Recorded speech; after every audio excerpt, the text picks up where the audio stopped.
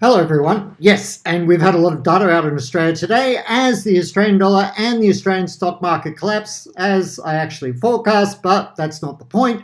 The point is that some people just aren't doing their jobs properly, and monetary policy should be completely removed from the hands of the Reserve Bank, who they have shown over many years, since at least 2008, if not earlier, that they are incompetent at steering the Australian economy from a monetary policy point of view. They do not understand domestic economic nuances, nor international contemporary economic forces, nor the interplay of those two groups of forces. Hence, they created an overextended economic boom by keeping rates near zero for too long, coming out of COVID, absolute nonsense, made absurd promises about no rate hikes till 24. And then they follow up by hiking rates unnecessarily high as they have now, belatedly, and creating a hangover effect. Or basically, the hangover from the boom that they artificially created was always going to be here anyway, and now that hangover effect is being pummeled by extremely high interest rates, which the governor of the RBA has said she would like to hike further due to inflation. And it's all nonsensical. The RBA should have cut rates 3 times by now. We saw data out today, Q2, second quarter Australian GDP data, up 0.2%. Could have easily been a fall of 0.2%, but it was up 0.2%. And I would say that things are far worse now than they were then. For instance, back in the second quarter of this year, which is a little while ago now, household spending fell 0.2%. It's probably fallen further. It was supported by an increase in government spending of 1.4% as we become a state-run economy.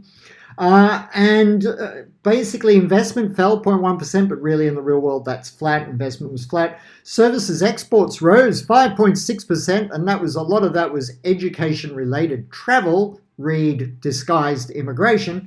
And our exports down a whopping 3%, and they fell in the first quarter. So exports continue to contract as our relationship with China continues to deteriorate. And also, of course, there's an economic slowing going on there as well. And generally, the global economy is slowing, and we're an exporting nation, so things can't be expected to be going too well, which is why I've been warning all along that the outlook for the Australian economy, both externally and domestically, isn't very good, hasn't been for a long time. We saw manufacturing data come out today. Again, deep contraction, falling even further or accelerating in terms of contraction. So I think it's about 2 years now the Australian manufacturing sector has been contracting.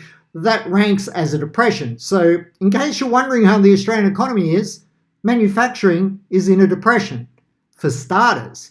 And obviously, there's a whole lot more going on in terms of general economic activity slowing with this 0.2% number, which gave us a financial year number of 1.5% GDP growth for last financial year, which is the lowest since the 1991 recession.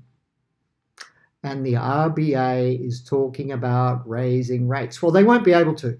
In fact, my forecast is that the RBA will be cutting interest rates perhaps not once, but twice this year.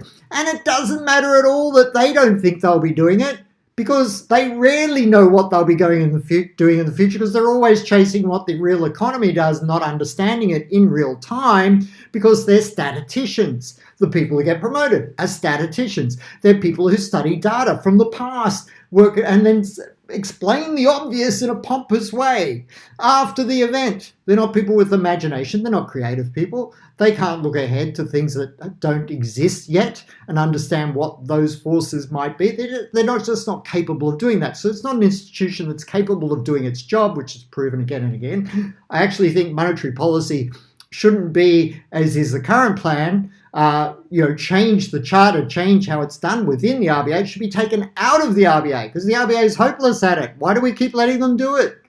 Anyway, so Australia's GDP numbers, terrible, terrible, terrible. There's no silver lining. I'd say Q3 things are worse, which means we're already in the first quarter of a recession. Yay, not yay. Sad. But if we were cutting interest rates 3 times already, as I said on each of the last 3 hikes, I said, yes, they're going to hike, but they should be cutting. But they don't get that. So they hiked. They made things worse. They could have cut interest rates 325-point chunks by now, and inflation would be exactly the same number. And the economy wouldn't be slowing into the worst economic growth period since 1991. Let me think. That's a third of a century ago. The Australian economy hasn't been this weak for a third of a century, courtesy a whole lot of government policies which also contributed to the economic party that created a hangover. It was all nonsense. And I said so in real time. No hindsighting here. If I get it wrong, I'll tell you I get it wrong too. I did get a couple of things wrong, but yeah, we won't mention those. The RBA's messed it up, and they're going to continue to mess it up, which is one of the reasons I'm bearish the Australian economy, the Australian stock market, and the Australian dollar, because we have one of the least capable central banks in the world steering our economy. So what other outcome could you possibly expect? It'd be lunacy to expect anything else, particularly when we continue to alienate China, and there could be justifiable grounds for doing so, but it doesn't help our export outlook to China and other parts of the world. So externally, exports down 3% second quarter, down first quarter as well. It's probably going to be down third quarter, fourth quarter, first quarter next year as well. So externally, Australia is in decline in terms of trade. Services exports did help, but that's going to slow as well as student numbers become limited. And government spending up 1.4%. That's not a good thing, but it's probably helped us just keep our head above water for a 0.2% anemic economic growth in Q2. Markets, US stock markets crashing. I think it's going to get worse. But I've spoken about that at length before. The Australian stock market, I think, can be even weaker than the US stock market.